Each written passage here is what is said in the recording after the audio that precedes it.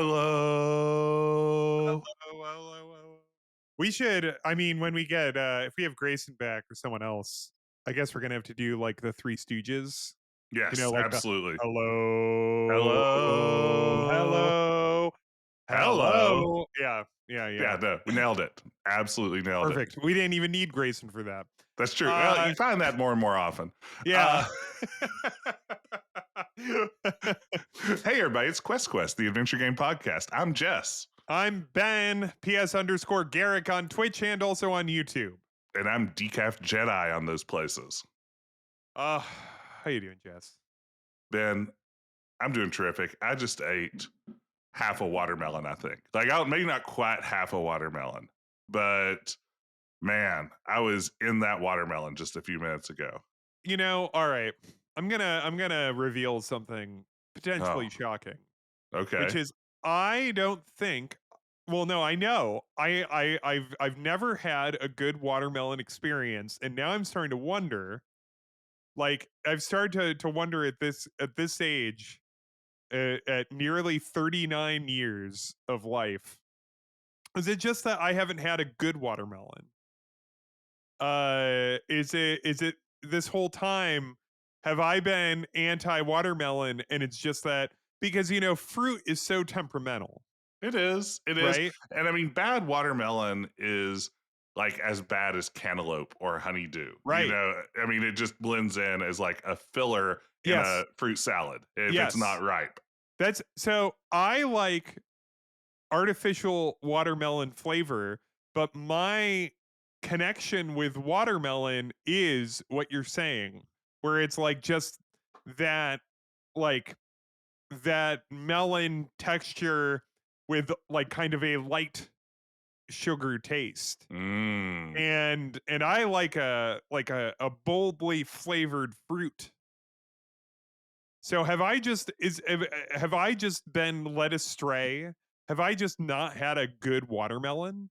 I feel like that could be the case. I mean, a good watermelon is hard to beat. Like this was as sweet as candy. I'm going to tell you, Ben. If it's as I sweet get as candy, I'll beat that it's thing. as sweet as a watermelon Jolly Rancher. I No, actually, mean, it's not. Nothing's that yeah, sweet. I tell no, you, walk that back. But no. I doctored it up, baby. I'm talking salt and tahini seasoning, a little bit of that chili A lime, little S&T?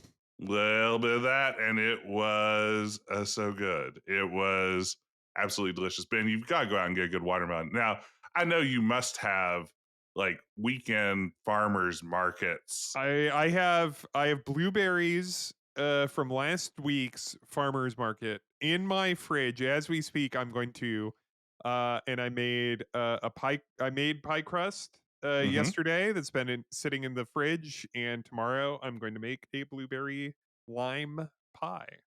Ooh, that sounds amazing. I've never had a blueberry lime pie. I have never made it either. I was Ooh, going through my pie cookbook and it looked intriguing.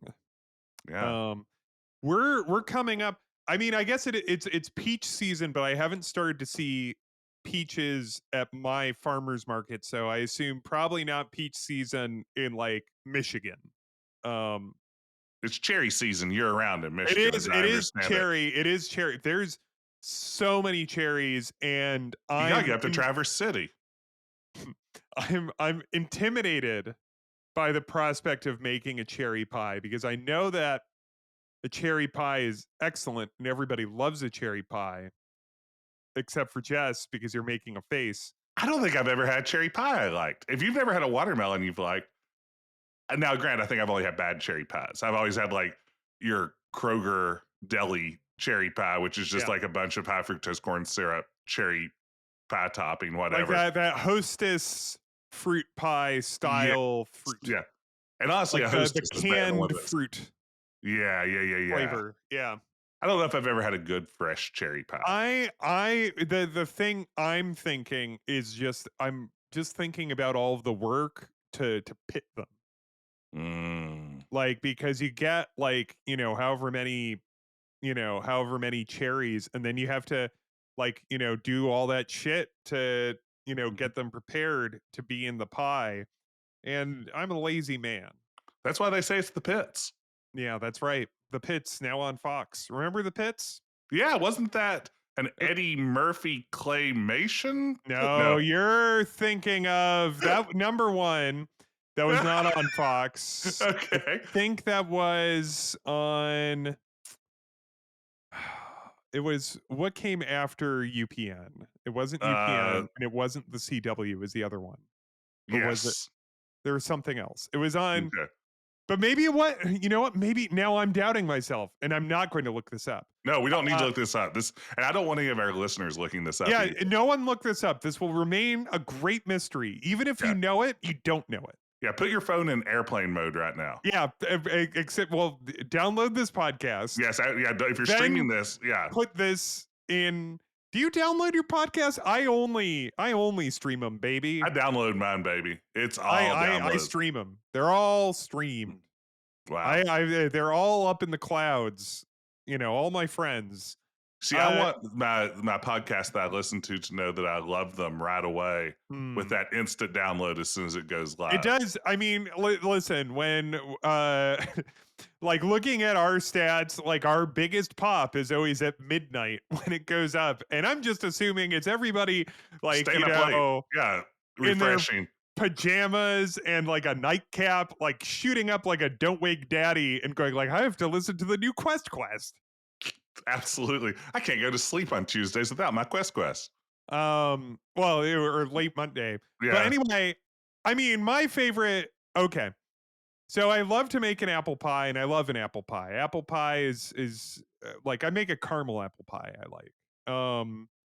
But I have this peach custard pie Oh. that I make, and we Peach custard, usually you say?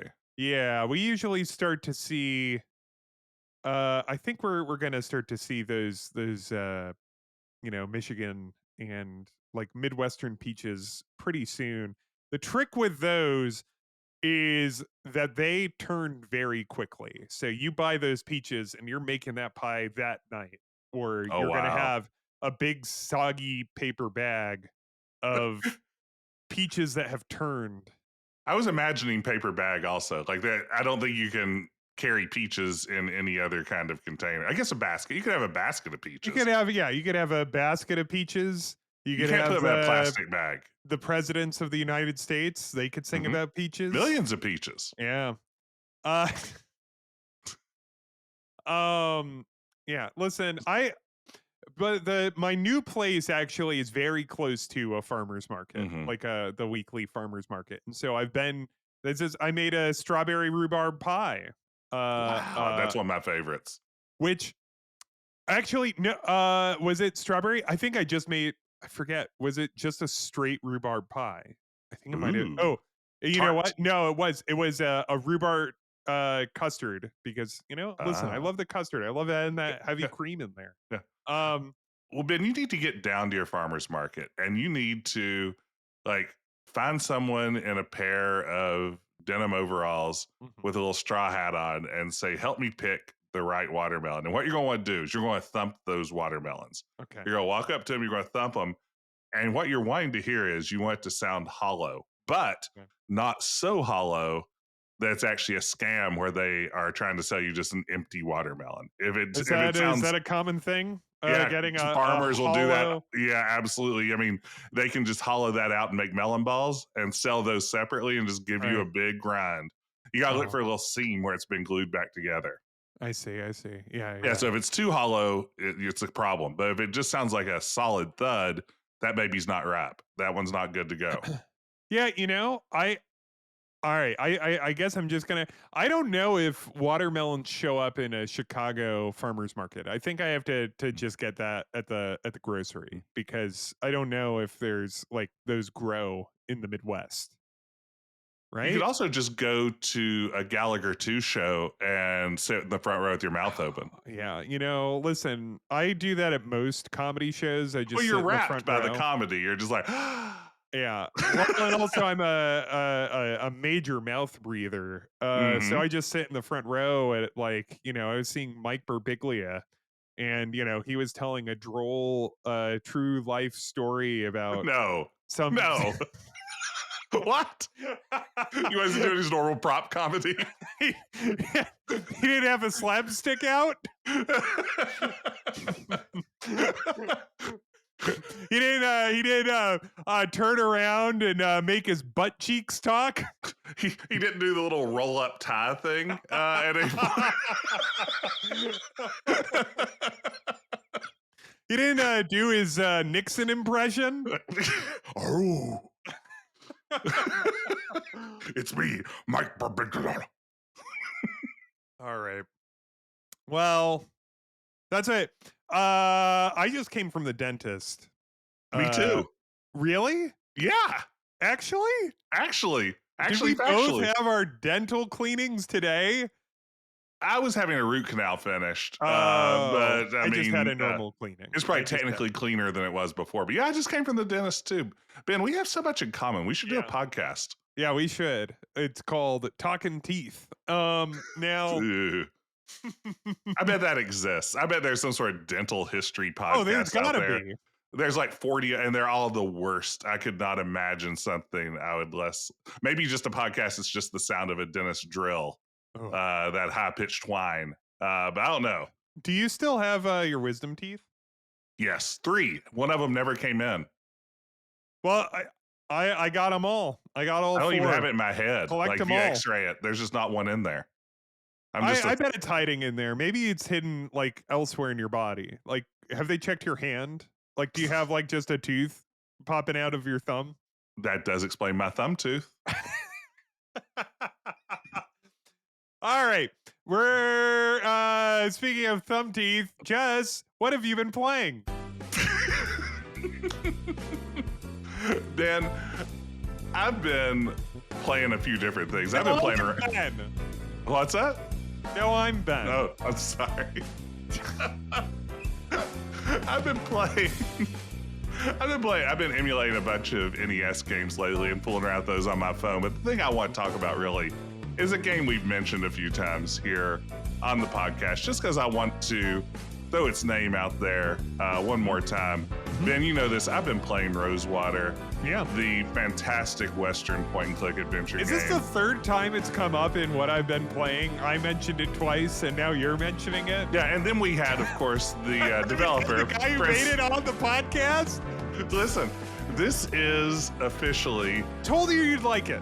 A Rosewater fan, because you told me I'd like it, and I was like, no way, Ben, I'm gonna hate this thing. You're like, no, I don't know, Jess. No, it is, and we've talked about this a little bit off the podcast. What I love about Rosewater, and everybody go out and get it, terrific game, available on Steam, everywhere else. It is just a good hang, and that is something that I love in a game. It is a nice group of characters that you enjoy sitting down and spending a little bit of time with. And the puzzles are, nice and breezy. You can just like relax and play a little Rosewater. And at my advanced age, that's increasingly what I'm looking for in an adventure game. But this appeals to kids too. All those, I know we've looked at their demographics, and you wouldn't believe this, people. Yeah. Roughly 70% of our audience is actually under the age of 20, which shocked us. When we sat down with our numbers guy and he was like putting the charts up and everything, I said, that seems unlikely. Yeah. And he said we were just so hip and youthful that we're reaching that market. I don't know. But kids, adults, senior citizens, pets, I think you'd all enjoy Rosewater. It's a terrific game. It's just a chill hang. I was saying this on the Discord, which the link to it may or may not be in the description. Probably not. We did that last week. I don't think we'll do it again. We'll see how that goes. I was saying that on the Discord. It's just a very pleasant. It's what you said, what I've already said. It's like, it's just a chill ass hang. Like I think I said this on there. I was like, it kind of gives me TNG vibes, Star Trek The Next Generation. It's like, here's a cast of genial people in a series of little scrapes. Yeah. And it's nice because, it's using that sort of design of you are an adventure game protagonist with a party of friends around you who can help you solve puzzles and advance the narrative and all those sorts of good things. So yeah, you get to know these people, and I'm still early in the game. You get to know them as it goes on. I haven't even gotten to my favorite part of the game. Yeah, no, I'm having a blast with it. I highly recommend Rosewater, and we'll probably talk about it again sooner or later on this podcast, because apparently we just do that every few episodes now, and that's good because it deserves the hype. All right, well, Jess, what have you been playing, Ben? All right, well, so I went a bit ham on the Steam sale. Oh no! So because I had a wish list backlog, but also it's like wow, Ben, you bought all these games, but to be clear, the majority of them were between the price of like $10 to $5. Like a lot of these are, I'm very short arcadey game and stuff like that. There are only a couple games of all of my purchases that are like, I would say, kind of larger and more substantive games. Yeah, for me, I just bought roughly 8 to 10 Broken Sword games. Anyway, so I've played a little bit of, and I am already fascinated and thrilled to play it and having a great time. I purchased the brand new, as of this year, came out in April, Jeff Minter's iRobot. Oh. Jeff Minter's modern take on the Atari arcade game iRobot, done in his psychedelic and strange style. I don't even know how. All right. Like, if you are unfamiliar with Jeff Minter, I would recommend get the Digital Eclipse Jeff Minter collection, because it's really cool and provides a ton of history and has a ton of his games.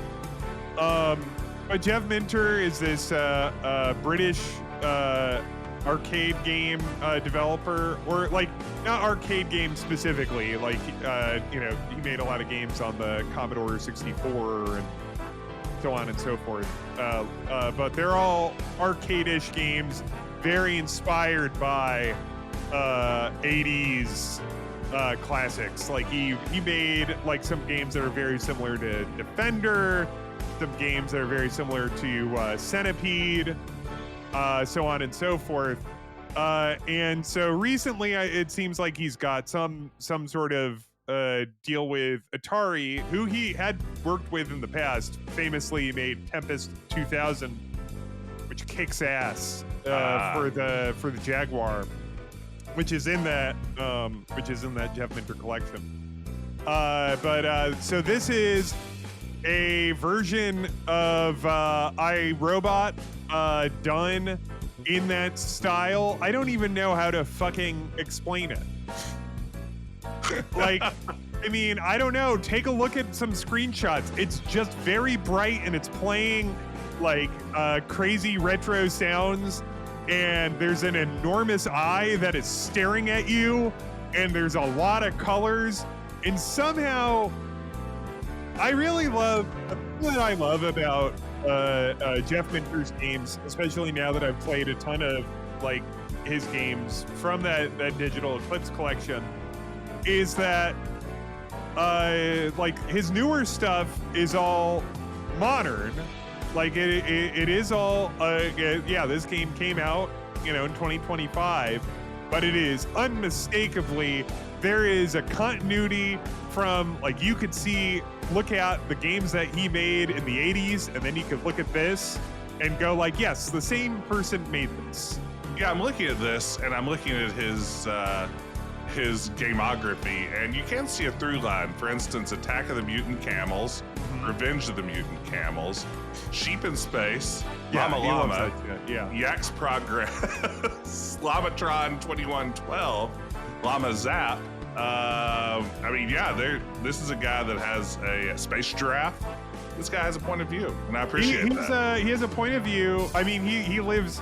Would you be surprised to know that he lives on a farm, and if you follow him on social media, he posts photos of his sheep every day. Like, would you be shocked if I told you that? No, looking at this list, not particularly. Uh, I bet this is a man who appreciates a goat. Goat is the best barnyard animal. Yeah.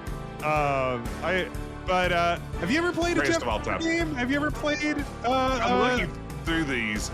I was looking at this, and I mean, this will come as a big surprise to anyone who's ever listened to the "Why Have You Been Playing" segment before, but I don't think I have. His games are so fucking cool, especially like you love a good 80s arcade 'em up. Yeah. So I think you like, yeah, I love Jeff Minter. I love his bizarre, like, I love that he makes these psychedelic games. I held off on buying iRobot for a little bit because if you have a PSVR, it's in VR. And I was like, come on, I'm going to wait until it ports to Steam VR if it ever does. But I didn't want to hold off. I want to give Jeff Minter money. But I will say that the couple VR Jeff Minter games that I have played are the coolest fucking thing, like some of the coolest shit I've ever played in VR. Just psychedelic and wild and assault. But now there's shit flying at you. Oh man, it is so awesome.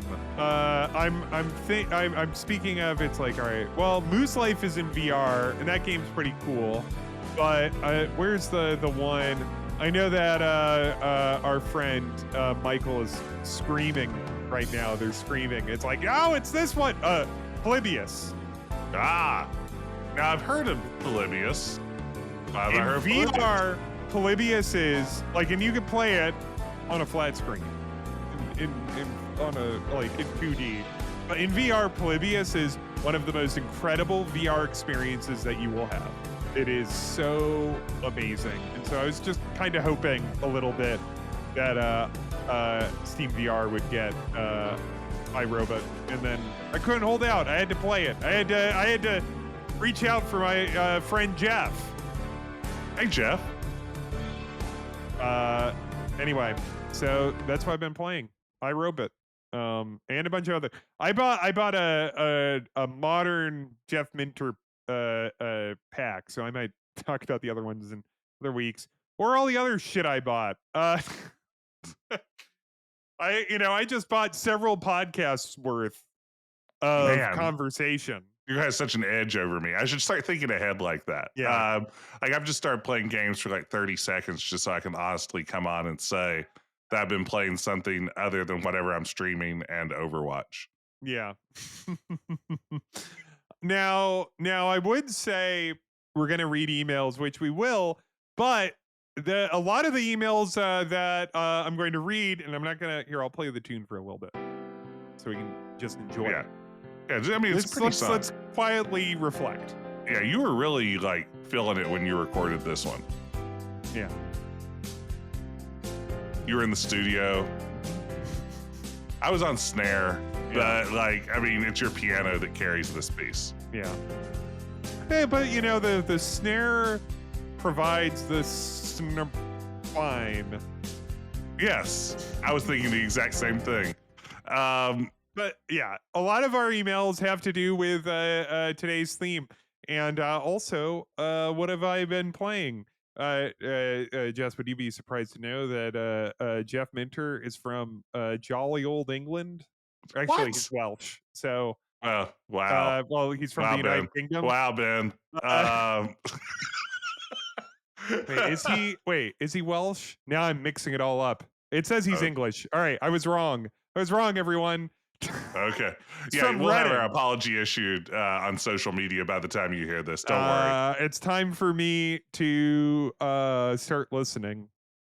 and whatever else. Yes, all those sorts of things. No, we are talking about international adventures today, and this is, I suppose, at some level, this is a big request quest because this is something we've been kicking around as an episode for a few weeks and soliciting some ideas from listeners Yeah. to get a sense of adventure games outside of the U.S. Because I have to admit, and Ben, I think probably you are a little bit more cosmopolitan than I am in this regard, but my background I have a on subscription to Cosmo. that's true. That's why I said that. Yeah. You're constantly reading it whenever I'm talking during the podcast. You like very performatively pull it up in front of the camera. I'm learning about the 75 ways I could please my man.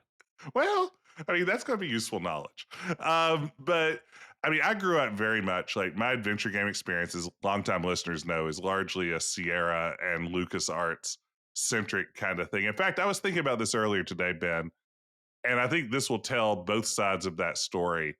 I don't think I fully appreciated that video games were being created anywhere other than the United States until Sierra got the rights to distribute Thexter here in the U.S. It's transforming robot plane platformer, and that was a Japanese. That's like right, a and shmup? they very much advertised it as like the hottest game from Japan, and I was like, Japan has video games. Do you have an NES? Yeah, I'd been playing NES. Yeah, I mean, like I said, Ben, I was a Mario's sheltered Italian, child. so how would you know? Mario's Italian. Luigi's Italian. We don't know about the princess. It's hard to say. I mean, Bowser is a turtle dragon. Princess Peach from? I guess from the Mushroom Kingdom. Yeah. Obviously. Yeah, we know that. Yeah, that's. But yeah, it's. I think for me, these sorts of international titles are something that I didn't get exposed to a lot as a kid. But Ben, I think that certainly whether you saw them as a kid, I get the feeling you've played a few more international adventures than I have as an adult. Yeah, I mean, I've played them as an adult, but then also like Sierra. I mean, they did own Cocktail Vision, which was a French studio. And so probably I would say that the first like non-American adventure game that I played was had to be Goblins. Did you play Goblins? I have never played Goblins. You've never played a Goblins? I've only played Cocktail Vision's erotic titles. And I don't think Goblins is one of those. I guess it depends. Don't they have an Emmanuel? They have a geisha, which I'm sure is not problematic. And of course, they have Inca. No, it's a children's game. It's okay. No, it says a children's game for adults due to mature themes. I take it back. Oh, wait, here we go. I've got a review of the cocktail hit Geisha. User-friendly and sexy as a rotten anchovy, says Amiga Power. Like, there's like, was it? Yeah, Cocktail Vision also made the Inca. Yes, the Inca games. Yeah, they did some really interesting stuff in those later years under Sierra's control, and I have to admit, I have played none of it. They did Lost in Time. Hold on. So Woodruff I just did a very quick download. Hopefully I didn't just lose a virus on my computer, but the coolest thing about Cocktail Vision's Inca game, right? What's that? We planned it, we'll make it. Our destination is a world where we could live 1,000,000 years and even more. We travel, we battle, making our way towards the earth. Across the sky. It's good. It's good stuff. Looking for rebirth.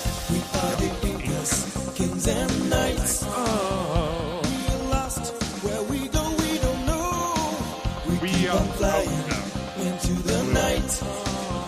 Ain't got people looking for a place to go. And then we get the pan flute. The problem is that I'm always just about to turn this off, and then it just has something else incredible happens. I mean, the pan flute's pretty good. I mean, I'm back. Yeah, no, I was out, and now I'm in.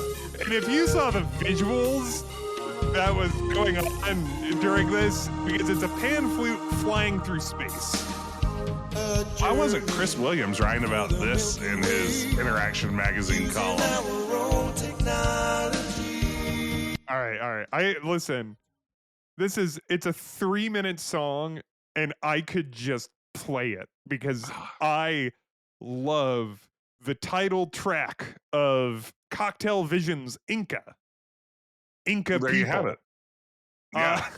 Which I ran to like a video game music website to download very quickly because I was just like, I gotta share my love of Inca people. I gotta hear it. Yeah, like if it's evoked, it must be played. Man. Is that a good game? Have you played the game? Oh, it's terrible. It's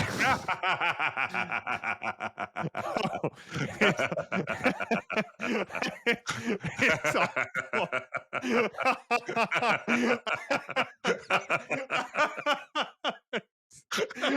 Fucking dog shit. I have played it. I have played Inca. It's bad. Mm-hmm. All right. So, but it does tie. All right, first. So here I'm gonna read the original request that we got from Yum Yum Podcast. Hello, questers. Oh. Questers. I like that. Here, I'll play the. Listen, I'll make this legitimate. Hello, questers.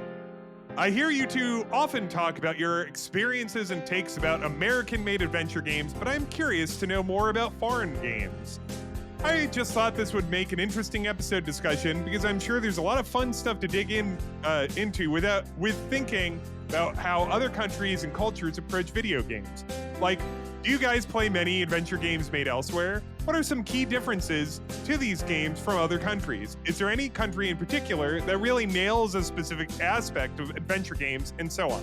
Kind regards, Yum Yum Podcast. So here, I'm talking about Inca. Let's talk about French games for a bit. Let's talk about French games. In a truncated way. Like a manual. Yeah, like a manual. So, I mean, your question was, have I played that many games or adventure games from outside the United States? The answer is yes. But I'll talk a little bit about French ones first. So, French. I think this is like to Yum Yum Podcast question. To Ryan's question. I know his name. Yeah, we doxed you after you that'll happen to you if you send a letter to questquestpodcast@gmail.com. We'll hunt you down.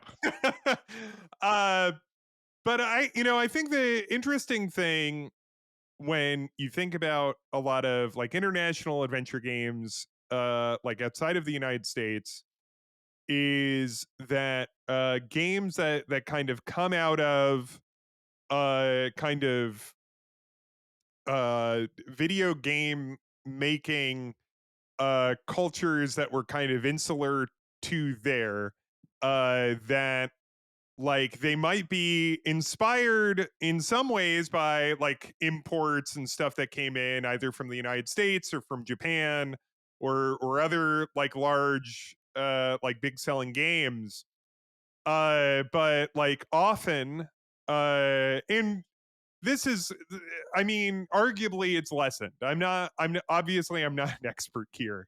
They're not going to make the claim to be one, but like before you have widespread internet and before you have a widespread standardization of the type of computers that everybody had, because it's like in Europe you're going to find a lot more people using different types of personal computers than you would find in the United States, and that's the same for Japan, and that's the same for in South like America, and I'm sure like same all over. I'm sure like Not everybody has a Tandy.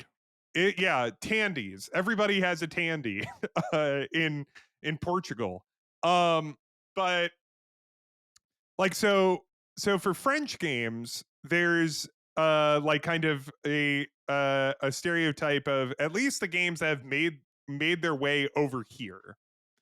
Of being like very like kind of beautiful and absolutely strange. You played that Yes. James Bond or game, James Bond But Jr. no, I didn't play a James Bond game.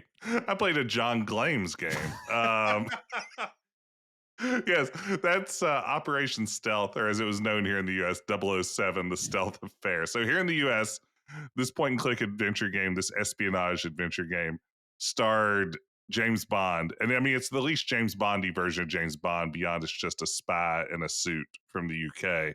Mm-hmm. But yeah, elsewhere around the world, they didn't have the rights. So it was just Operation Stealth. And it is, I mean, it has some pretty art. It's a somewhat traditional adventure game, but it does have some arcade sequences, it which has are some not very arcade good. sequences and some other odd bits like that that make it stand out. Yeah, I can't necessarily recommend that one, but I think in terms of like, it's probably one of the French adventure games I'm familiar with that comes closest to really trying to lean into the North American kind of, adventure game design principles. I mean, it's still very much a point and click style affair, stealth affair. I I think a lot about um like the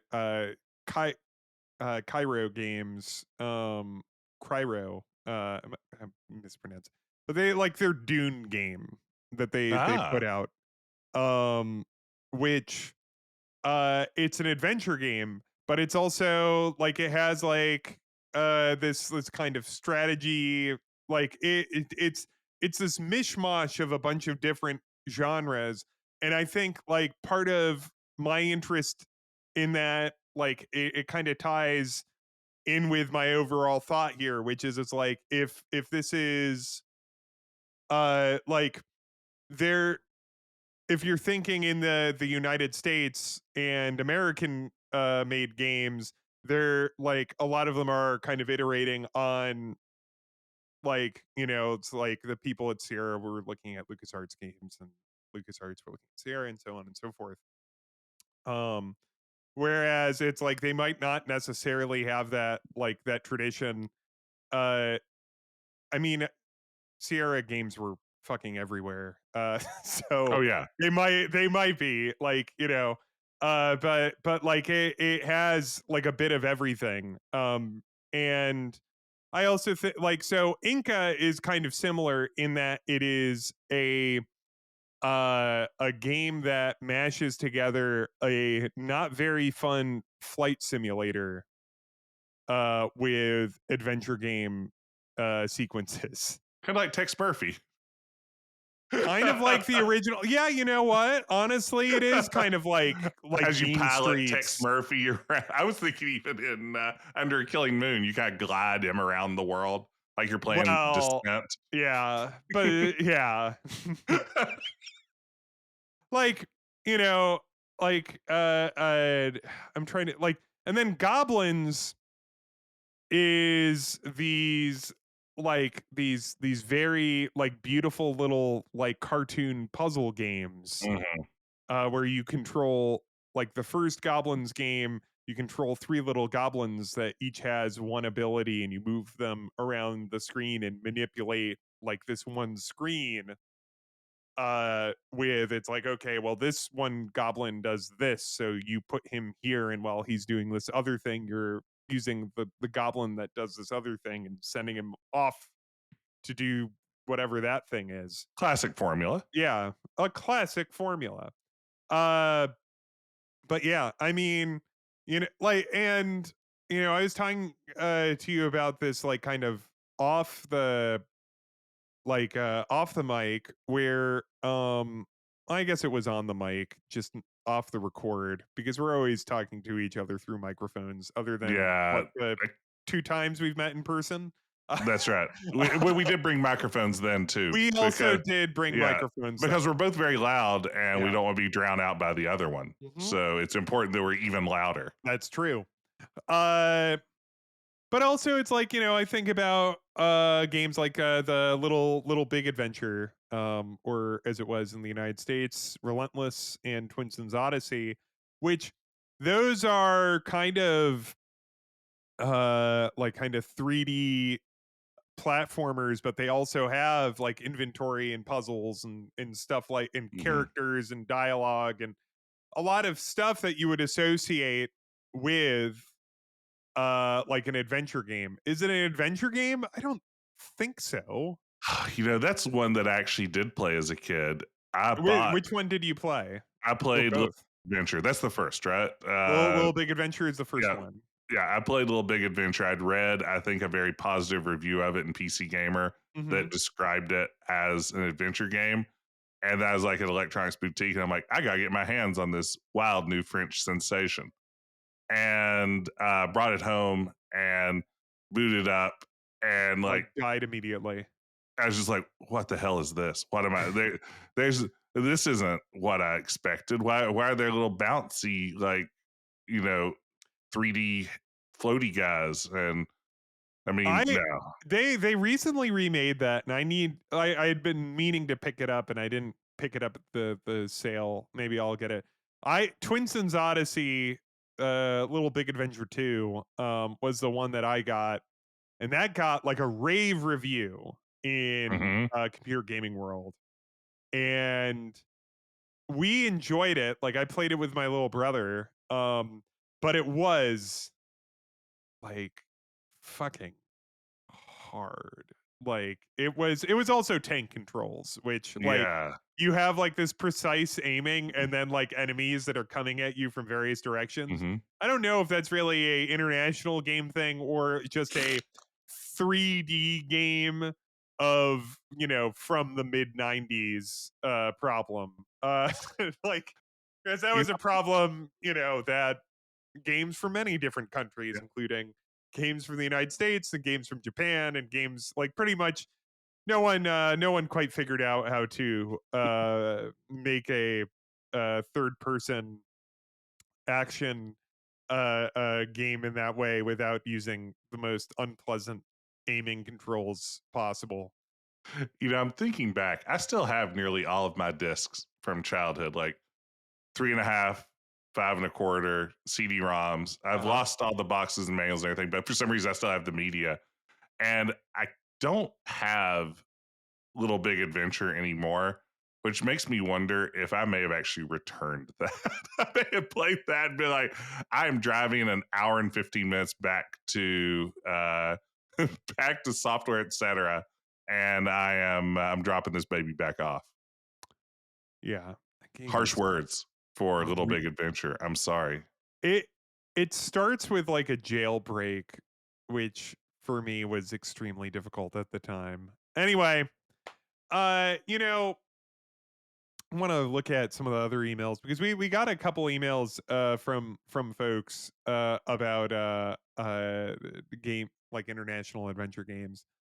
Um here's one from Ruben, who I believe has emailed us in the past. Ruben says, Questers, I'm going to uh, uh, uh, cut to when Ruben discusses this adventure game. There is one game I wanted to submit for the foreign games that you were asking for. This one is from the Netherlands, and it's called Last in Amsterdam, where you play a Ooh. farm boy named and apologize for my pronunciation, Gert Geurt, was to find his brother and sister in Amsterdam. Unfortunately, as I was typing this mail, I quickly looked up some screenshots, and the game is entirely in Dutch. So I doubt it's Ah, playable for you guys. But there's a full play through that you can find on YouTube if you're curious as to what a game from Holland would look like. And I'm looking at it. I'm kind of it has what it looks like is that it is monochrome, and so you it's know a DOS game it's a that has DOS some game. real Mac Venture Yes, vibes to yes, it. yes. Yes, that's exactly. Why is there a DOS game that looks like a game that came out for the Macintosh computer, and then it appears like it looks kind of like a Legend game, like it's a text Ah, game that has like images up at the top. You know, mm-hmm. this is very interesting. The only other noteworthy game I could mention is called Coffee, which may have been the first adventure game I finished by myself. Only had about 3 or 4 areas, and the goal was to make coffee. I tried searching Sweet. for it, couldn't find anything about it, and I'm starting to wonder if I made it up. Hmm. I played the mini game version of that in Grand Theft Auto, and it was pretty good. One last thing I'm going to read from this email, and this is very important. Speaking of the Netherlands, I knew a Yop once who was actively into adventure games as well, and his wedding may have even had a sketch where he had to perform insult sword fighting. So I'm kind of wondering if the Yop that that mailed you earlier is him. If it is, tell him I said hi. Wow. Wow, are we facilitating Missed connections? like a friendship? Yop, Ruben, Ru- was Ruben at your wedding? Yes. Because Ben will find out. I mean, yeah, I I'm on mean, my way. yeah. No, this is we're building bridges, Ben. So Jess, you've played a couple games recently. What is one oh you just mentioned this one to me. You just chatted this, and I am fascinated by this. I was actually thinking of a similar game to this. So please go ahead. Okay, interesting. Yeah, I mean, the one that I just texted you that I said I was going to talk about, I just wanted you to have the spelling in case you wanted to Google it, because I'm about to butcher the pronunciation. It's Ivan Loskin, Price of Freedom, which is a Russian Space Quest knockoff. I mean, like, very much we create a protagonist who looks a lot like Roger Wilco, and the style of our game looks like Space Quest 1 VGA. And it's a point and I'm click. watching a YouTube Uh-huh. playthrough, which Das Nostalgia posted, and it looks pretty interesting. Like it's a pretty Yeah. like it is very obviously inspired. Oh yeah. It's not Uh, just this is a comedy space adventure. This is definitely a straight up Space Quest ripoff. But no, this is one that's always fascinated me. I learned about it. I actually haven't played it. It's only available in Russian. mhm. But Das Nostalgic, you know, famed MS DOS gaming enthusiast, you might know them from over on social media, has talked about this one a few times, and I find it fascinating. Like this idea, and he says it's absolute trash, just an awful game. But I love the idea that at some level, maybe Space Quest was popular enough in Russia to merit a 1998 Space Quest ripoff game. That alone is fascinating to me. Do you think either of the two guys have ever seen this? Well, that's a great question. That is a I would really be good question. really fascinated to know what the designers of Space Quest would think to know that there's this like 1998, though this Which is looks so like a late. game from 1993. Yeah. Uh It's interesting also because like the art style is kind of all over the place. Like in places it looks like one VGA, but it also kind of looks like Space Quest 4 a bit. Like the kind of the like the hand scanned in Yeah, it has the color stuff. palette of Yes, it has the color one palette. VGA, and then more of the design sensibility maybe of Space Quest 4. But it is There's a couple scenes that look like Xenon at the start of Space Quest 4 later on. I think in Space Quest 12. Anyway, it looks neat. I was thinking of this is a Czech game that I think DOS Nostalgic like posted about. Have you've ever looked up The Secret of Donkey Island? Secret of Donkey Island. Yeah, recently translated to Recently English. translated. You can play it online. Yes. No, this is an interesting one. Yeah, Secret of Donkey Island, which was a Czech, let's say, tribute to It says it's Monkey a parody, which I think this is a very kind of loose. But you can play it online if you go to donkeyisland.zip, translated into English. Yeah, and some folks that I think that are kind of in our circles on Twitch and elsewhere were responsible for the English translation. M. Zizzy and Sonneveld were the Cool. ones who made the English version available. But I mean, it's very much a Guybrush from Monkey Island 2, Blue Coat, sort of point and click adventure. I haven't played it yet, but it's one that I'm fascinated by.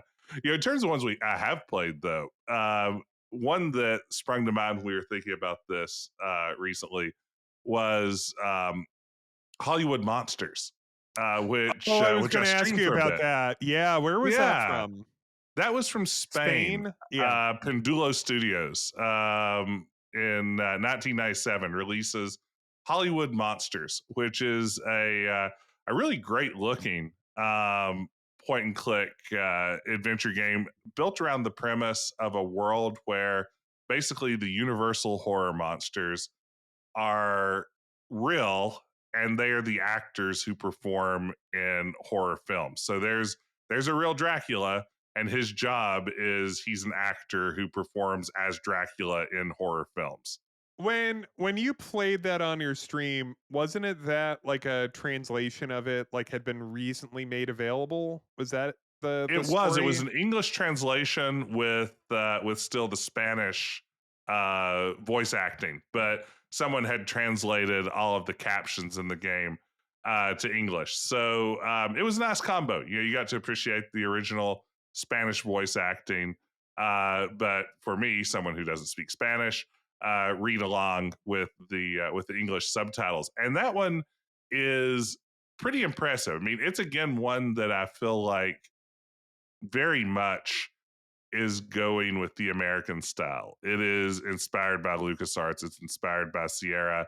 It's telling a story that I suppose. I mean, it's set in Hollywood. It's an American story at its core, but it has some spectacular art. Like it looks really really does. good. It really does. It sounds great. I mean, where this one falters a little bit is where so many adventure games falter is that the puzzles get a little tedious. I actually finally hit a weird puzzle that involved a ton of like process of elimination. You were on a mine cart rolling through a mine, and you had to like figure out which passages to go down, and there was tons of backtracking. It essentially became a maze of sorts that like spat you back out to the beginning anytime you took a wrong turn. We would never make a game like that in the good old USA.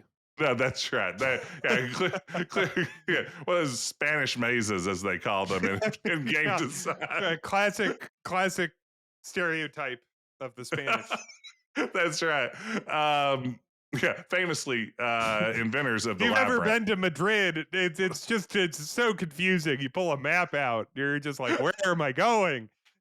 That's right. No, it's very much that. And I got frustrated enough that I was like, you know what? I think I've played enough of this terrific game. But it's really good looking adventure. And again, one that I feel like, you know, kind of comes close to that American style.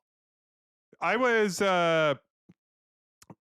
know what, I'm going to bring up another email here. This is from your former collaborator Former. former Hmm. from No More for Today. Was that the name correct? Yes, no more for today. Uh Gareth, who I believe Gareth is not from the United States. Is that correct?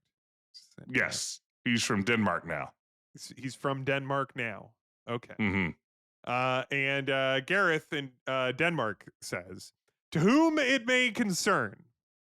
So that could Finally, be some either of us. class. Yeah. For a foreign adventure game, I would suggest StairQuest.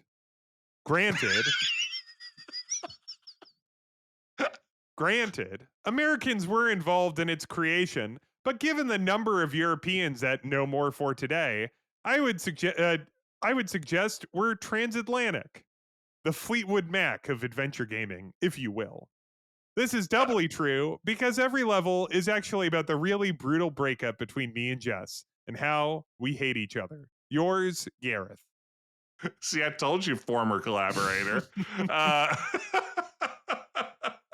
that's true. I think when people think international adventure, probably StairQuest is the first one that's going to leap to anyone's mind. First of all, definitely an adventure game. Second of all, not deeply steeped in American adventure game history in any way. So that checks out. Thank you, Gareth, for for writing in. I agree on that one. Ben, at some point, Mm-hmm. we have to discuss on this podcast The Longest Journey. Yeah.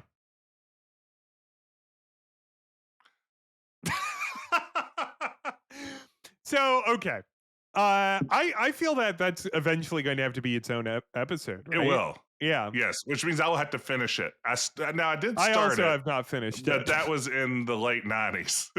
I also haven't finished it. I got really fucking far in it. Yeah.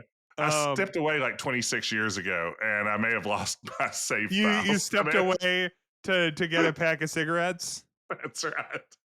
That's exactly right. The Longest Journey, that's what country? What's the country? Norway. Norway. That's right. And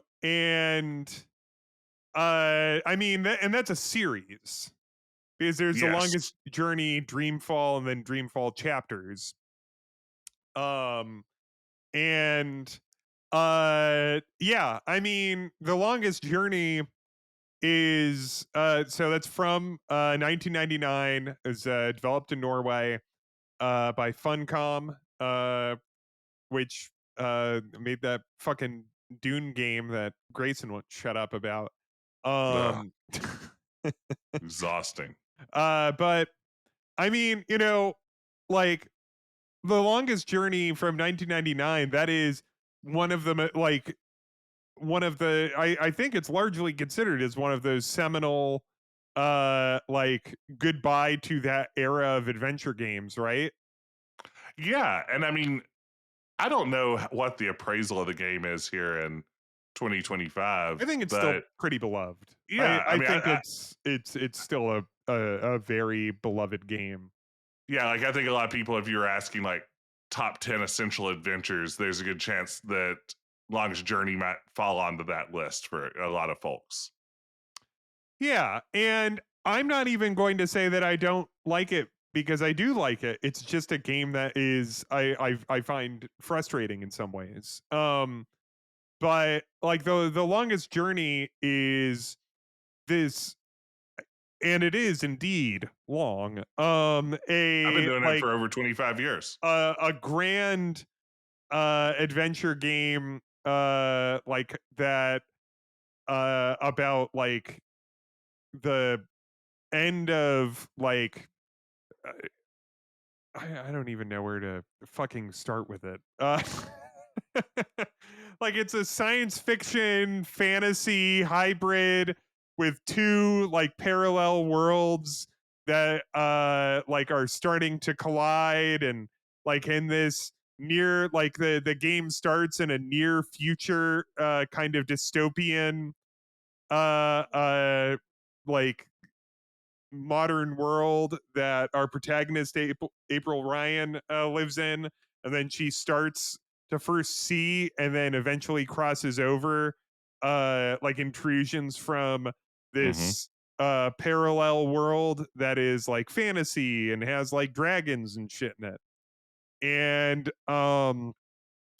it is so unbelievably imaginative, and what is really great, like, I mean, I think what's great about like a about The Longest Journey, and this is true in Dreamfall, and I didn't play that much of the Dreamfall chapters, but I assume continues to be, is that it always kind of has an eye, even though it's this enormous, grand, like fantasy science fiction story. It always has this eye on character.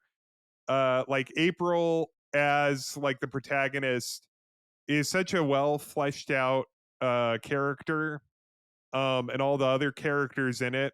Like there's so much like, I mean, and that's one of my complaints about it, is there's so much additional dialogue, including a lot of dialogue that you don't even need to, like, just flavor Yeah, dialogue in it. don't need But that. all of the characters like have like a pretty well developed That's uh what I remember. And my problem as an adventure gamer, Ben, I don't know if we've ever talked about this before.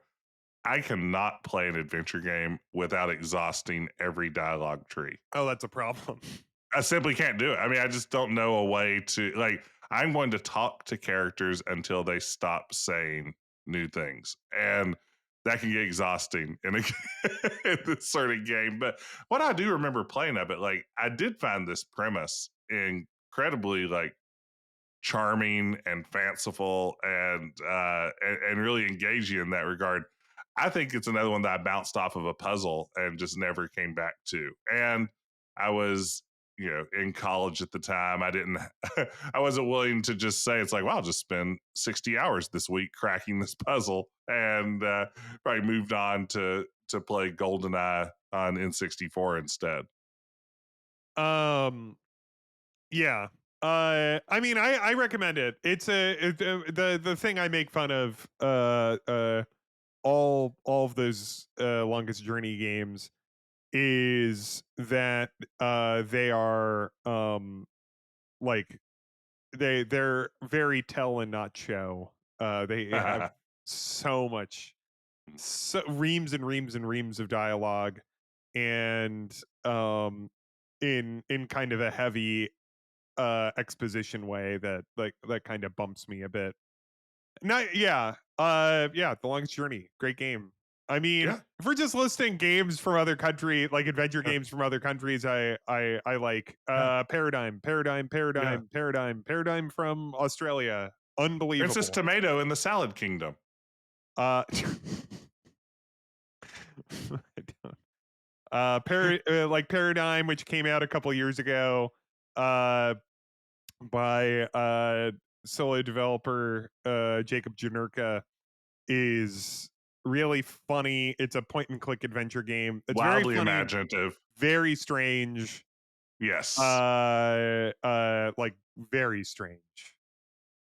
But like, Complimentary. yeah, very like very strange, complimentary. Like it just has a very, it manages to thread the needle on like kind of a like kind of kooky and non sequitur and oddball sense of humor, which I think in some cases can feel a little cliche, or like as some would say, like monkey cheese. You know, it's like hee Mm. hee random. It isn't like that. There's a No. cohesiveness to its strangeness. Even though I don't even know what it is, it's just so well like thought out and put together, and the art spectacular. Yeah. It's It very has the sweet too. vibe of something you're like playing, and you're like, this has to be inspired by like some genre of something. But it's like, no, this is just original. This is just popping out of some dude's brain. It feels like it has to almost be referential it is so just sure of what it is itself. I don't know. A game that I really enjoyed from a few years back is Gibbous. Ben, you didn't play Gibbous, did you? I've not played Gibbous, and they just released a new Near Near Mage. Mage. Yeah, that's Stuck in Attic, which is a Romanian developer. I think they I didn't know really they hit. were Romanian. That's They very are. cool. Well, they really sell themselves on the idea of being a Transylvanian Oh, that's fun. development studio. But yeah, they're straight out of Romania, and Gibbous is kind of a classic point and click comedy adventure with a real Cthulhu twist, and it's super charming. It was a really funny game with some great puzzles and just looks gorgeous. Both of their games look fantastic. Just like really rich art, lots of saturated colors, very moody sort of comedy horror spaces.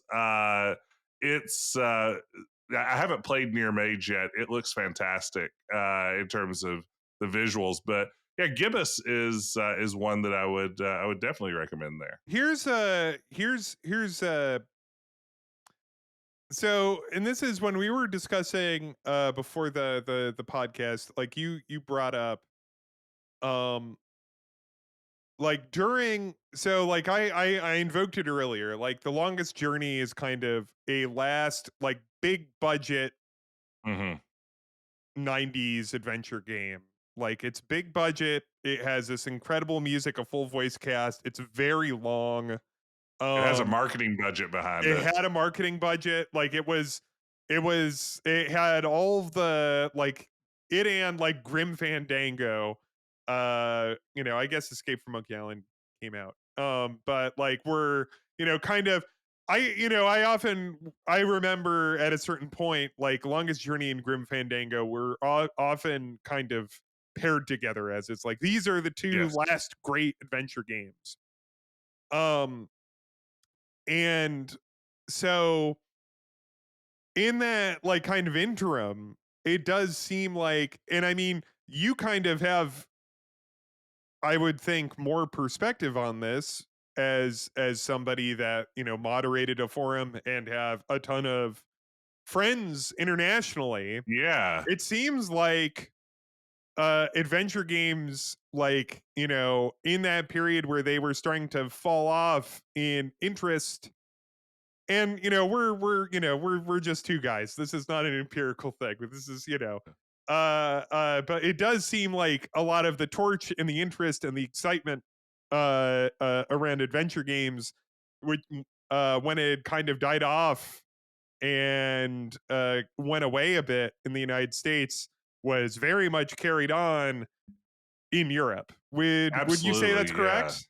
That's my impression too. And that's about the time that like I drifted away a little bit from adventure games too. I wasn't playing nearly as many games at all as I was like that's right around the time I'm wrapping up my undergrad years at college. Right. I'm just not playing a ton of games at the time. And then when I do get back into games, it's like I'm playing more like stealth stuff and first person shooters and RTSs. And I just sort of drift into other genres for a while. But this is definitely the time. Like, I think of at some level, I think Longest Journey closes that chapter on big budget games in the adventure genre here in North America. But absolutely, I think of like the 2000s as being an era where this genre was really being kept alive by European developers. A lot, in Germany and France and elsewhere that are continuing to produce, things like the Siberia series. I was just about to say Siberia. You've got like, Siberia, which what year did like Siberia come out? Ooh, that's a good question. What year The did? first Siberia game came out in 2002. That sounds perfect. Yeah. And it is like the designer was from Belgium. Interesting. I don't know Yeah. what developer is Microids, which is based in Mhm. France. Yeah, and Siberia ends up being, I think a well-selling game, certainly in Europe. But I mean, even here, I know that like I can speak anecdotally. You could buy Siberia at Walmart still when it came out. Like they had like little jewel case versions of it as discount software. So you know it had a presence here in North America, but you know again, it's a series that really manages to take hold. I mean, there's even what a Nintendo DS version of Siberia. I think they're still like, didn't they just make a new Siberia game, or aren't they like It looks remaking? like, yeah, it looks like there's a Yeah, no, place. they're doing a remaster this year. Yeah, and I've never played Siberia. Like at the time, what I knew of adventure games is I wasn't playing them as much. I spent a lot of time hanging out on, I guess, justadventure.com, which may not be a website that exists anymore, or could be a gambling site now, or it's hard to say. And, you know, they kept up with all the news and latest releases and stuff. And yeah, it was definitely a period where these European developers were keeping things alive. You also have like in 2007, Daedalic Hmm. opens up in Germany, Yeah. and uh and I've heard some mixed things on their adventure games. Yeah. Uh A lot of them look great.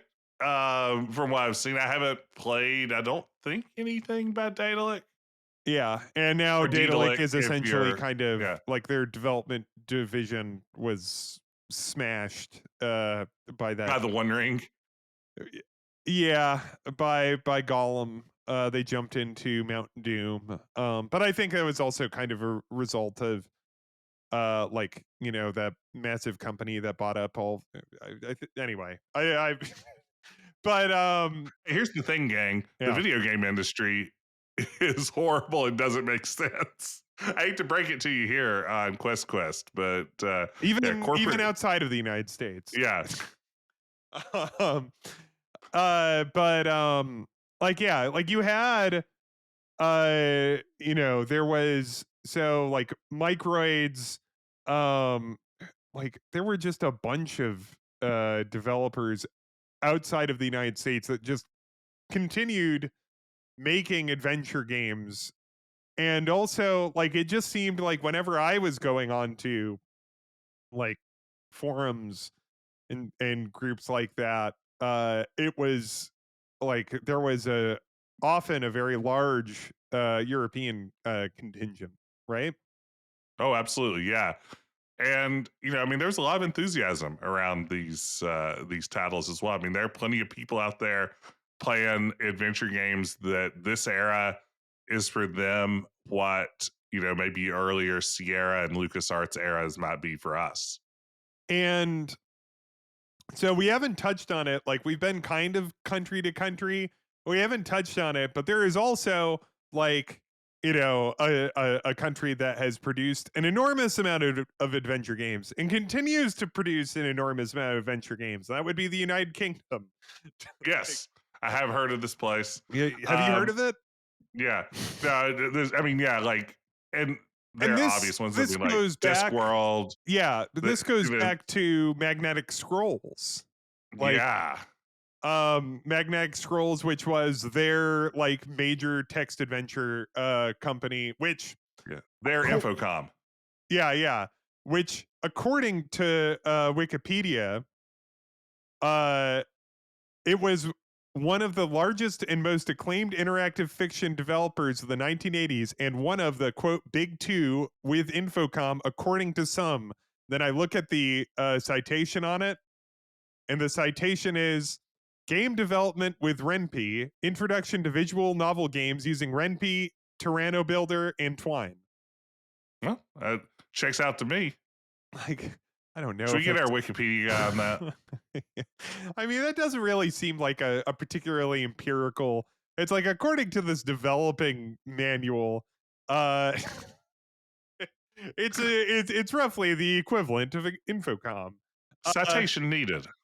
but yeah, like I mean, yeah, the Discworld games, the like Magnetic Scrolls, like I mean, what else? Everything. They like they're a a ton of them. Yeah.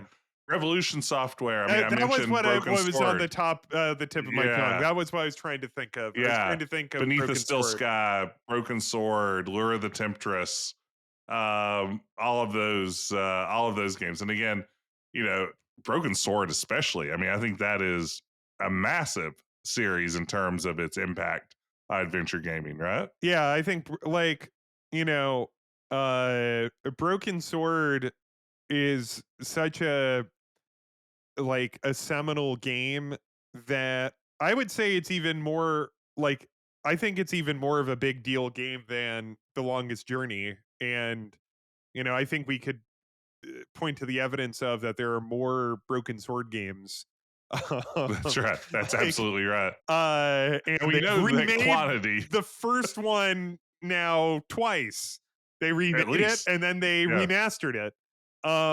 And It's gotten progressively worse each time, right? the first remake was not very like was one of those like kind of it looked kind of ugly, and they Mm-hmm. did one of those things where like we added new puzzles, and they're all like sliding tile, not all, but like I remember playing and like getting thrown a sliding tiles puzzle, and it's like I see. Ugh. um and then like it kind of killed the pacing a bit. The remaster, which came out like last year or 2 years ago, that is more just a straightforward like it's a like a special edition version, like the Secret of Monkey Island or Day of the Tentacle ones. And like and I think if I recall correctly, you are able to like swap between Ah, in the I same like way. that gimmick. I like that gimmick. And I played it and I was like, right, it's Broken Sword. like, like You heard it here first, folks. It's Broken Sword. But yeah, I mean, Broken Sword, which is kind of this fun kind of, you know, American in Paris, globetrotting Indiana Jones type, like mystical adventure, is like I think it's often in the same breath. I think of like if people say like Monkey Island or something, people will say, "Oh, it's like Broken Sword." Yeah. Um, and it's really good. I don't know what to say. Like, it's a really good game. There's a reason why they've remade it twice and made like I don't know what. We're up to Broken Sword 6.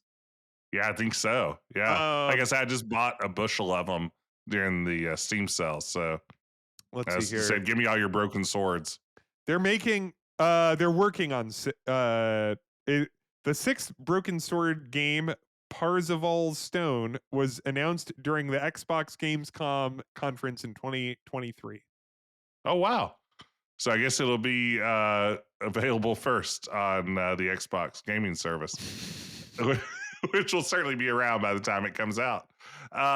But yeah, and then also like Simon the Sorcerer, which Yeah. like those.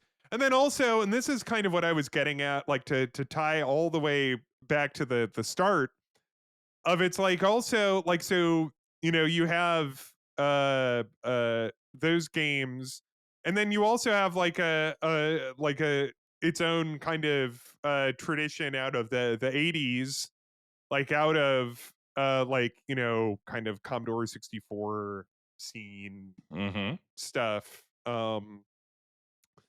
of kind of similar how I was talking about with like French and We plan Inca, um of like these games out of the UK made for the Spectrum and so forth, that are like these large open world games that like kind of mosh together a whole bunch of different genres, kind of similar to the French ones, where it's like, oh, it's this big isometric world and you have like an inventory and you have a puzzle, like and like puzzles, but also at the same time like there's action sequences and there's this and that.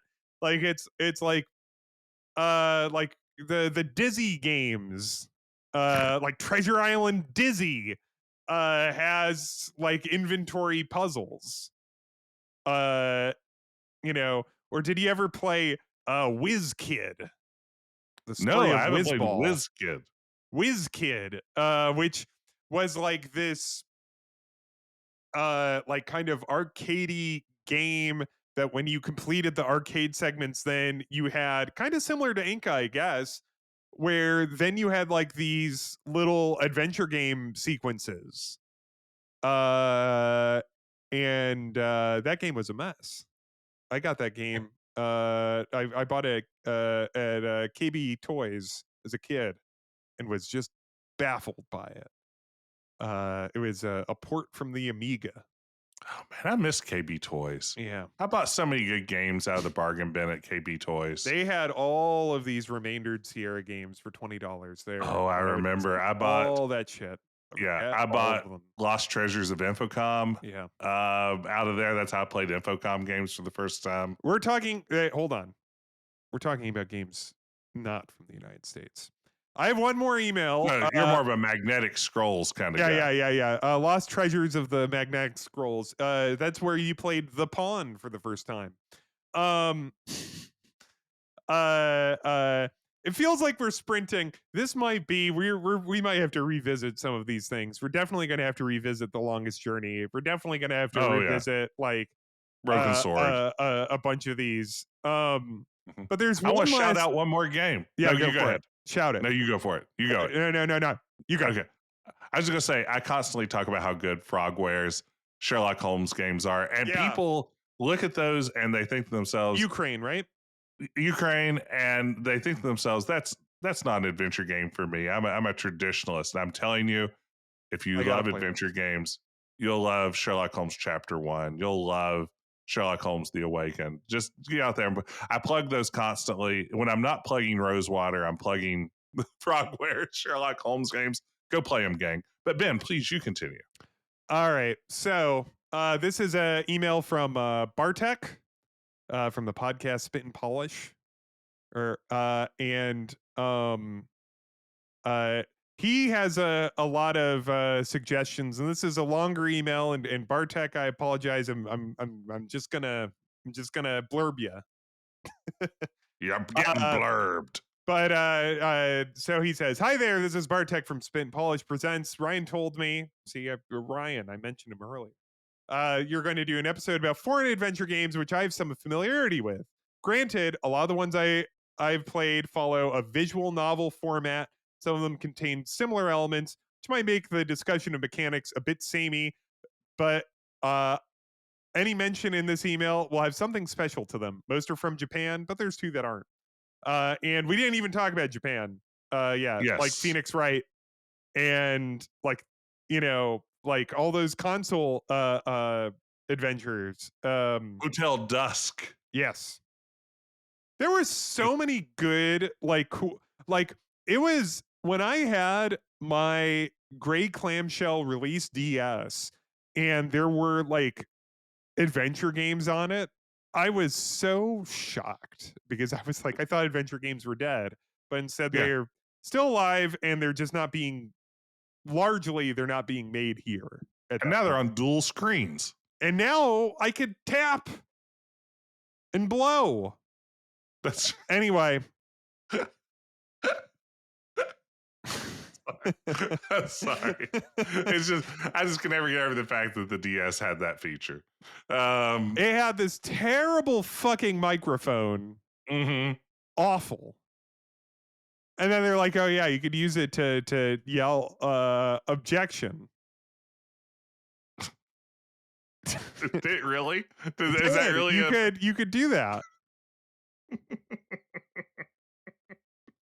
I'd love to see someone on the bus just like busting out a really like serious objection as they play Phoenix Wright on their DS.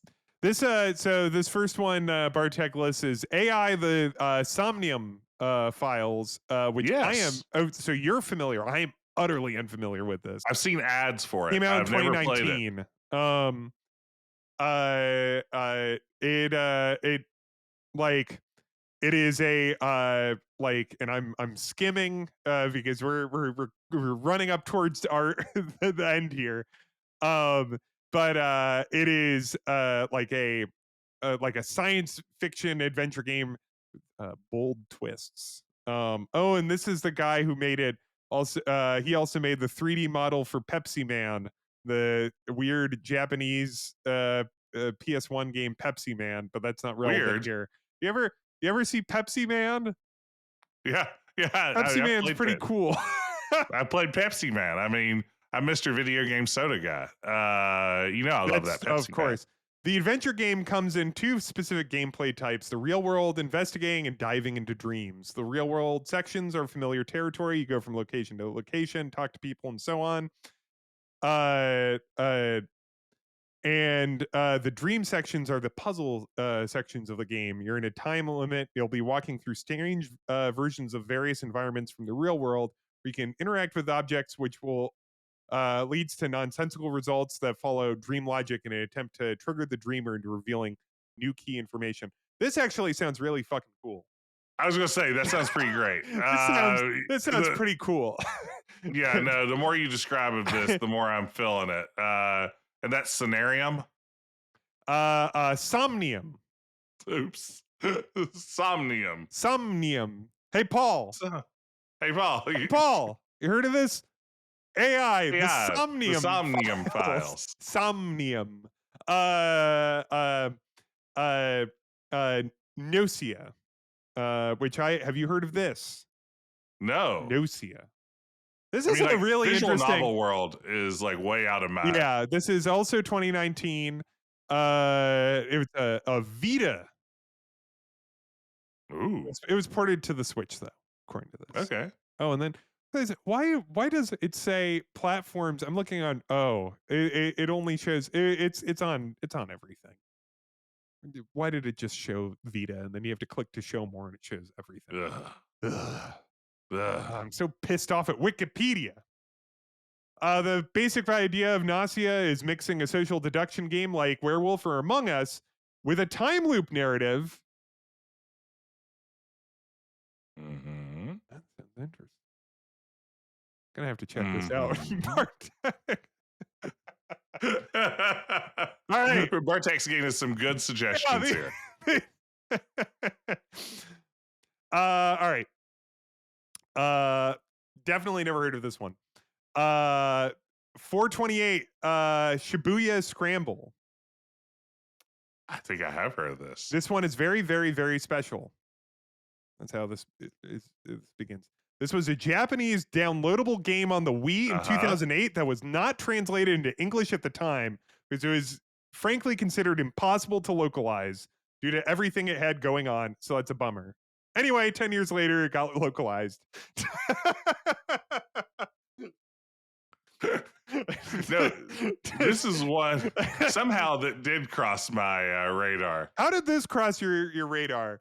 Well, what I'm wondering is the obvious question. There's one of two answers. If I know about this game, it either has a soda machine in it, or I watched a long play of it to see if there was a soda machine in it. And it looks like it is the latter because I'm now at my Video Game Soda Machine Project website, and it is not in my list of games. So I must have watched this one, assuming since it was a game set in Japan in the contemporary era that there might be a soda machine hanging out in the background somewhere. And there wasn't. That was time well spent.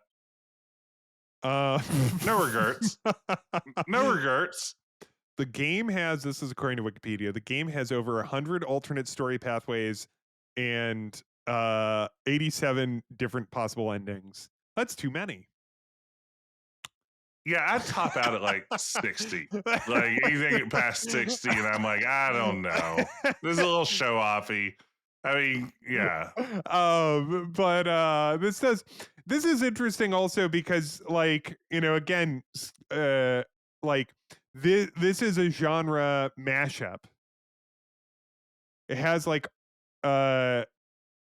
it has all sorts of like different gameplay aspects in it. This sounds fascinating. And we need to get into visual novels. Yeah. Let's get into visual novels. Here's one from Spain. Have you heard of this? I have also not heard of this. The Sexy Brutal. No, I don't think I have. It is gameplay revolves around a time loop. Okay. Another Yeah. time loop game. All right. He plays Preacher, who, together with a handful of other wealthy guests, are attending the annual masquerade ball at a famous casino mansion. However, during the 12 hours of the ball's duration, the other guests who've scattered around the mansion naturally are killed off by the staff of the venue in a variety of elaborate and complicated ways. A mysterious entity grants the preacher the ability to repeat these 12 hours in order to save each of the other guests and learn the truth behind the event. Though it comes with Oh, some so it's a restrictions. Majora's Mask 'em up. It's a Majora's Mask 'em up. Also, the moon is going to crash into them. Oh man, Yeah. that's the worst. This reminds me, all this UK adventure game talk, and I didn't talk about how much I love Inkle. Inkle rules. You know, we're gonna have to talk. Inkle also has is own full episode, or even like its own games. Inkle is incredible. The studio in the United Kingdom. They're I haven't played a game from them I didn't like. It reminded me of that because this kind of reminded me of Overboard, where it's a cover it up Cover them up. cover them up Cover them up. you please. kill them. All right, here's one Murder that 'em I have. Here's one I have heard of. This is the only game on this list I've heard of from Bartek. You've heard of this one too. Shenmue. Shenmue. Shenmue. What is We all Shenmue? know about Shenmue. I've never played it. Have you ever played Shenmue? Very briefly, like not very long. But this, of course, is a Dreamcast big title. This is like one that Sega really got people hyped up for the Dreamcast. I think is a beloved game, maybe one of the most beloved games of that entire platform. Safe to say, right? Like, what else do people play on the Dreamcast? Like Sonic Marvel vs. Adventure? Capcom 2. I've never played a Sonic game. You've never played a Sonic? No, not yet. Not one? Sonic Racing All Stars Transformed, or whatever that one is. Here's the thing about Sonic though. Batting average is fucking dog shit. Yeah. Like there are considerably more bad Sonic games than there are good Sonic games by a mile. Like not even anyway. Shenmue. Let me tell you, Ben, I remember vividly, I was at Sears and they had set up a Sega Genesis kiosk to demo this hot new console. I'd never seen a Genesis before. I didn't even know that I knew that it existed. And the demo title was Sonic the Hedgehog. I walked up to it and played about 5 minutes and said, "This is too fast," and just walked away. I haven't played this. Yeah, that's absolutely true. I was like, not for me, too fast. Yeah. You know what I say? Gotta not go fast is my classic catchphrase. And I was just like, no, it's too chaotic. I don't feel like I was controlling it. Like That's when he goes in like crazy. when he like pinballs through it, I was just like, nah, this isn't for me. I need the tight controls of a Mario. You were like the only like teenager in the 90s that was like, I want things to be less extreme. That's right. Too much attitude. I don't like how this guy like crosses his arms and taps his toes when I'm not playing his stupid game. It's like, who are you to tell me what to do with my time? You have a sip of Surge and go, this is a little too sugary. And I don't want to be over caffeinated. Yeah. I need to keep an even kill. You go up, like people are like, this is XXL, and you're like, let's knock off a couple of those X's, please.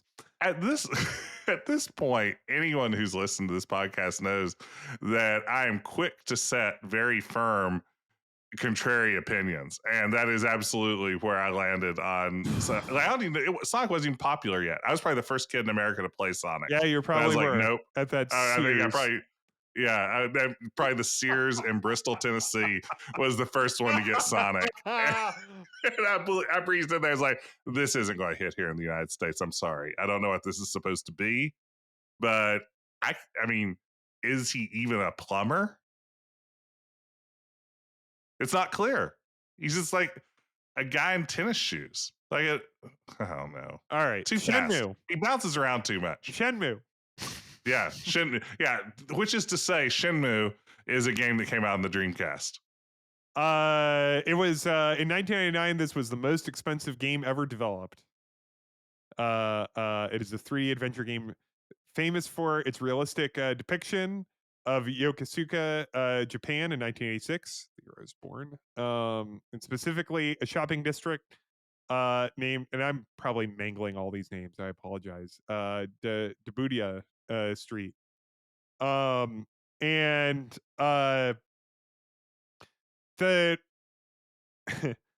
I've never played this. I've always heard like a variety of different like I know people that love Shenmue, and I know people who are like, come on. But it has an infamous reputation nowadays for its so bad it's good English dub. I'm listening. And rigid dedication to realism that can lead to frustration, like needing to wait until a specific time on the next day in a game where you cannot make time pass faster since the game wants you to pass the time by looking around, playing mini games at the arcade, buying figurines at the gachapon machine, training your fight skills, or other miscellaneous activities. Yeah, I mean, I get the impression, like, I don't know enough about the history of these games, but I mean, to me, it feels like at some level like a lower key forerunner of like a Yakuza game a little bit in terms of these very like fully realized spaces. I know, again, this immersive world that you're supposed to, get hooked up in. Originally in the Japanese release, they had actual Coca-Cola machines scattered around the city. For America, they had to drop those. But if you like a good soda machine product placement, Shenmue is hard to beat. Which makes it all the more shame that in Shenmue 3 they just went with some default like Unity models for their soda machines. But I digress. Finally, Will a Wonderful World. I've never heard of this. Have you heard of this? Are there soda machines in it? No. This one is Chinese. What? Chinese adventure game. I've heard of I'm really curious. I want to play. This is a visual novel. I really want to play, and maybe I've said this on a past podcast. I've seen them on Steam. I'm very curious. I know there's this world of like Chinese FMV games. Yes. I've and seen I'm these as well. Very curious about them. Like so if you're listening to this podcast and you know about Chinese FMV games with either good like subs or dubs, let me know. Let us know at questpodcast@gmail.com because that would be fascinating, because that's something I have zero exposure to other than. And we here on Quest love a good FMV game. There's one floating around out there, and this is going to be super useful for listeners, that stars the woman from Letterkenny, so I can only assume that's a Canadian game. So shout out to the Great White North. All right. Well, Will the Wonderful World is a visual novel. Has an interesting gimmick to it that the game takes seriously. You play as one of two gods that people pray to when they need help with something immediately happening in their life, which comes to the gods in the form of written letters. While there's an overarching story about these two gods, you mainly follow the stories of various people who pray to them as they send more letters. This is, Bartek, I was originally a little cross that you sent us such a long email, but I'm going to say, these are some solid recommendations. I'm reading the description of this. You're making some pretty good sales pitches. These are good swings on 5 games that I've never heard of, and is it 1, 2 like a group of games that I've never heard of and one that I have. This sounds really interesting. Where does the game? Let me tell you how it's described in the eShop. Listen to this. Yeah. So just like similar summary, but I just love this wording. This is the official description. A young girl wakes up groggy in an unknown room. A talking dog appears before her and she becomes startled by his revelation. They are gods, and it is their duty to change the fate of any human that asks for their help. Letters appear in the mail, and with pen in hand, she begins her job. That sounds amazing. Yeah. I'm fascinated by these. Bartek, cheers. To you for some fascinating recommendations. These are great. These are great recommendations. And they're really interesting to me, and I am going to assume to you as well. Is that these are all like extremely different from what we've been talking about. Yes. Yeah, it's like I always tell you, Ben, there's more to adventure games than just the Police Quest series. I don't believe that.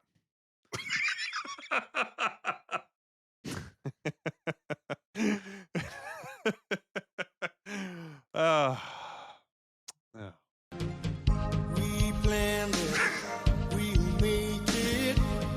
Our destination is a world where we could live 1 million years. Folks, you've been listening to Quest, the game podcast.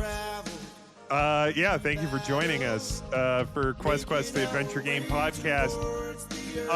You can watch us on Twitch. I'm DS_Garrick. I'm Decap Jedi. You can send us an email at questquestpodcast@gmail.com. You can also leave us a comment on Spotify. We also read all of our comments on the YouTube as well. Yes. There was a really good comment on the YouTube pan flute. Oh man, listen to it. There was a really great comment that suggested there is no game as a good first-time adventure game. I gotta say, that's another good recommendation. That's from old pal Datadog, also a No More for Today collaborator. Oh. Collaborator makes it sound sinister. Yeah. Now, you can please give us a 5-star review wherever it is that you listen to this, on Spotify or Apple or, or just, grab someone by the lapels walking down the street. Tell them, listen to Quest. That's right. They enjoy the song Inca People from Inca. Yes. Unless this has been copyright striked out of the episode. No. You don't think anyone claimed copyright to it? It's like, no, actually, you know what? You can have that one. I don't need to. Yeah, I don't need a songwriting credit. I'm good.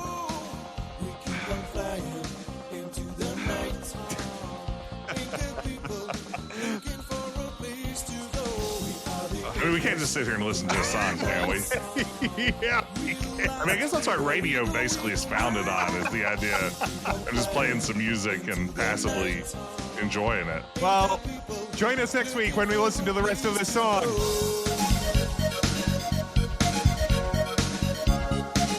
Bye.